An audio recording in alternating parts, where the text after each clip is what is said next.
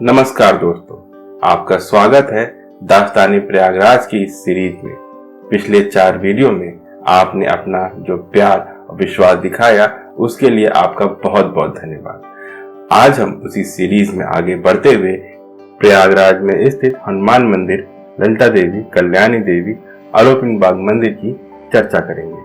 और हाँ, वीडियो को पूरा देखिएगा क्योंकि हम आपको इन मंदिरों के पीछे की छिपी रोचक, मनोरंजक और हैरान कर देने वाली रहस्यमय कहानी सुनाने जा रहे हैं। तो चलिए दोस्तों, शुरू करने से पहले अगर आपने अभी तक हमारे चैनल दादी माँ की कहानियों को लाइक, सब्सक्राइब नहीं किया है तो तुरंत कर दीजिए। साथ ही बेल आइकन भी दबा दें ताकि आपको हमारी हर नई वीडियो की नोटिफिकेशन मिलती रहे। अब बिना देर किए आइए इस रोचक कहानी को शुरू करते हैं।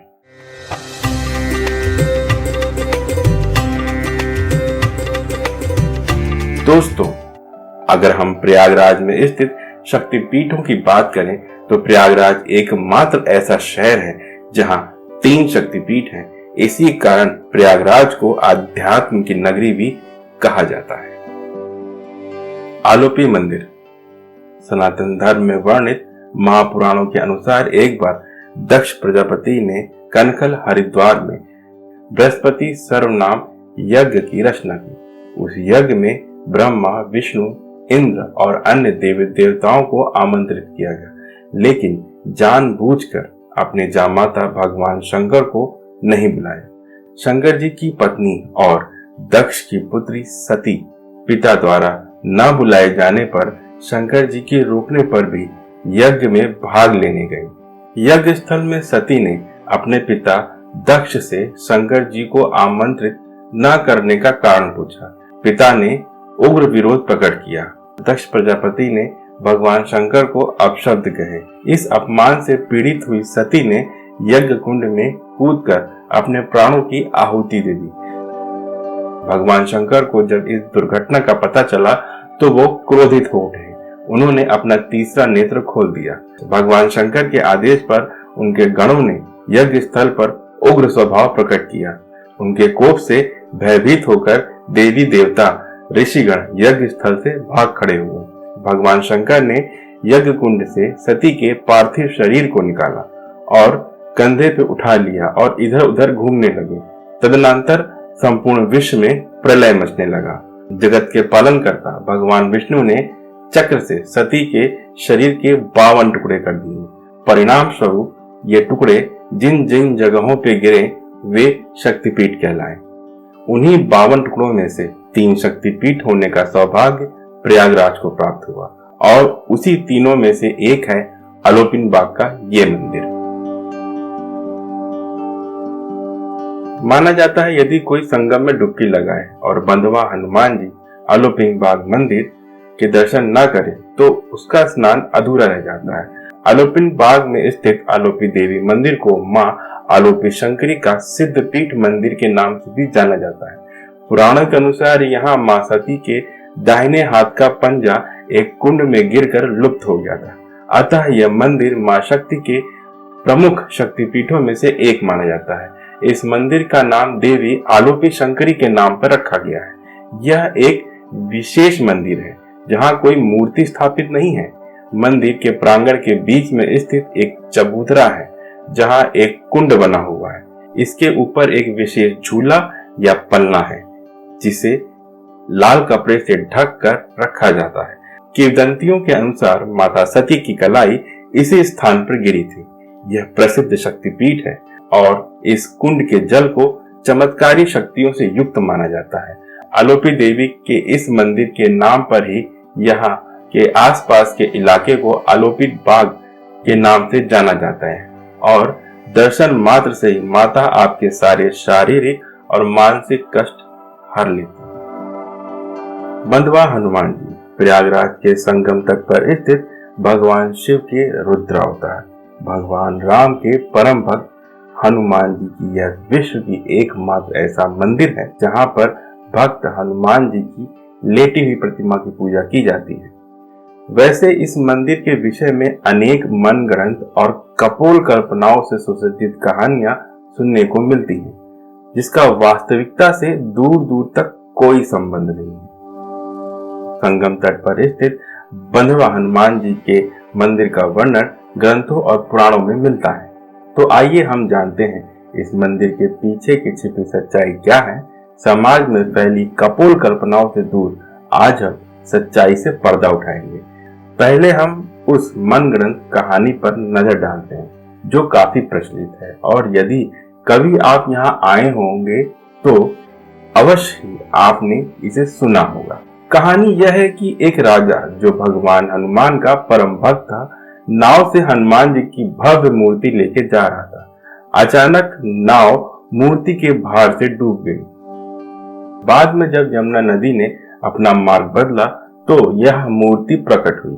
फिर अकबर ने हिंदुओं का दिल जीतने के लिए यहाँ मंदिर की स्थापना कराई। इस कहानी का वास्तविकता से कोई लेना देना नहीं है। वैसे देखा जाए तो औरंगाबाद के समीप मेओसलम में हनुमान जी की लेटी हुई प्रतिमा है, लेकिन पुराणों में केवल प्रयागराज के संगम तट पर स्थित हनुमान जी का ही उल्लेख मिलता है। बाकी अन्य प्रतिमाएं प्रतीक मात्र हैं। अब आइए हम अतीत की ओर चलते हैं, जब वेदों के रचयिता वेद व्यास जी ने इस मंदिर का उल्लेख किया था। त्रेता युग में जब हनुमान जी अपने गुरु सूर्यदेव से शिक्षा प्राप्त कर विदा हो रहे थे, तब गुरु दक्षिणा की बात चली। भगवान सूर्य ने हनुमान जी से कहा जब समय आएगा तब वे दीक्षा मांग लेंगे।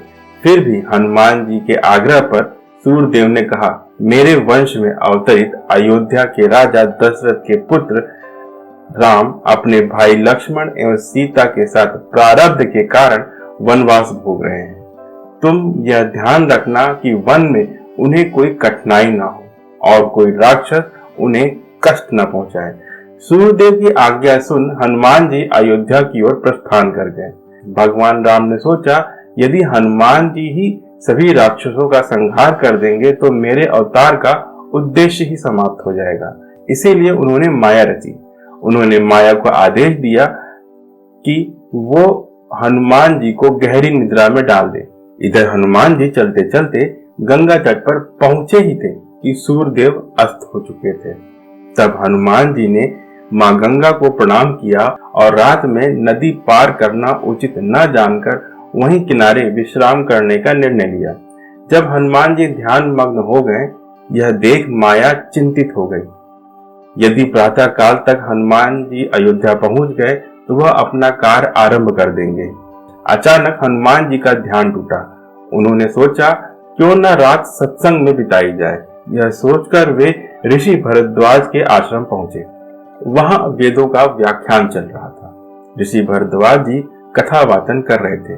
तभी हनुमान जी को सूचना मिली कि दशरथ के पुत्र राम, उनकी पत्नी सीता और भाई लक्ष्मण के साथ स्वयं ही गंगा पार कर यहाँ आने वाले हैं। यह सुन हनुमान जी ने अयोध्या जाने का विचार मन से निकाल दिया और वहीं संगम तट पर भगवान श्री राम की प्रतीक्षा करने लगे। रात्रि में आवश्यक कार्य के बाद वे वहीं लेट गए और निद्रा में चले गए। माया ने अवसर पाकर उन्हें घोर निद्रा में डाल दिया। प्रातःकाल जब भगवान राम गंगा पार कर प्रयाग पहुंचे तो उन्हें हनुमान जी सोते हुए दिखाई दिए।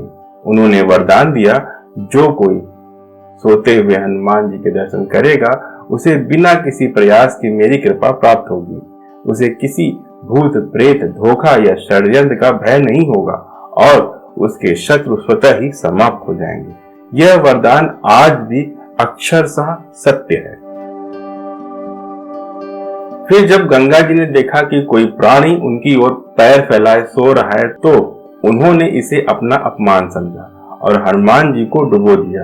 यह देख सूर्यदेव ने गंगा को श्राप दिया, तेरा हृदय मैला है, तू प्राणियों के शव और गंदगी को ढोने वाली हो जाएगी। देवताओं ने सूर्यदेव की स्तुति की और सूर्यदेव ने कहा, मेरी किरण पड़ते ही गंगा का जल पवित्र हो जाएगा और उससे किया गया पूजन अनंत फलदायी होगा। बाद में जब मुगल बादशाह अकबर ने प्रयागराज के किले को बनवाना चाहा तो सोते हुए हनुमान जी का मंदिर उनकी दीवार की सीध में आ गया। अकबर ने पंडितों को प्रलोभन दिया और दबाव देकर मंदिर हटाने की काफी कोशिश की। मूर्ति की खुदाई कर उसे उठाने का प्रयास किया, लेकिन जितना भी कोशिश की जाती मूर्ति उतने ही नीचे धंसती चली जाती।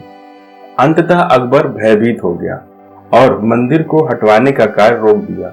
उसने हनुमान जी की पूजा अर्चना की और आज भी उसकी विशाल किले की दीवार हनुमान मंदिर की तरफ टेढ़ी दिखाई देती है।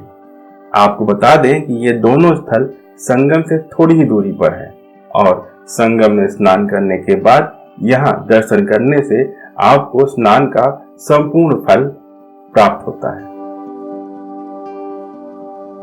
ललिता देवी और कल्याणी देवी। ललिता देवी मंदिर प्रयागराज में स्थित एक प्रमुख धार्मिक स्थल है और 51 शक्ति पीठों में से एक। इसे श्रद्धालुओं के लिए अत्यंत पवित्र स्थल माना जाता है। हर साल हजारों भक्त यहाँ मां ललिता देवी के दर्शन कर आशीर्वाद प्राप्त करते हैं। अब अगर वहीं हम बात करें कल्याणी देवी की, तो यह भी एक शक्तिपीठ है जहाँ देवी पार्वती के कल्याणी रूप की पूजा होती है। इस प्राचीन मंदिर में देवी की 3 उंगलियां गिरी थी, जैसे कि पद्म पुराण में उल्लेखित है, और यह भक्तों के कल्याण व सुख समृद्धि के लिए प्रसिद्ध है। यह मंदिर प्रयागराज में स्थित है और यहाँ दर्शन के लिए साल भर श्रद्धालु आते हैं। मां कल्याणी के पास शिव पार्वती मां छन्नमस्तिका विराजमान है, जबकि ऊपर ब्रह्मा जी, भगवान गणेश जी व हनुमान जी। पुरातत्वविदों ने यहाँ की प्रतिमा को 7वीं सदी का बताया है। मां कल्याणी के दरबार में सच्चे हृदय से आने वाले हर भक्त की मनोकामना पूर्ण होती है। मां उन्हें धन, यश, कीर्ति, पुत्र देती है।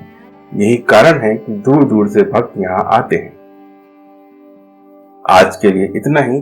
तो फिर कैसा रहा आज का सफर? उम्मीद है आपको मजा आया होगा, साथ में कुछ आध्यात्मिक ज्ञान भी बढ़ा होगा। प्रयागराज से संबंधित और भी रोचक जानकारी के लिए हमसे जुड़े रहें।